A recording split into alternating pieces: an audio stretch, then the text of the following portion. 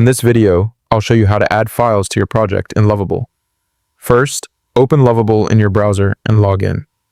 Now, open the project where you want to add your file. If you don't have a project yet, you can also create a new project. For this video, I'll show the steps using an existing project. After your project opens, look at the bottom left corner of the screen. Here, you will see a small plus icon. Click on that plus icon. Now a small menu will appear. From this menu, click on Attach File.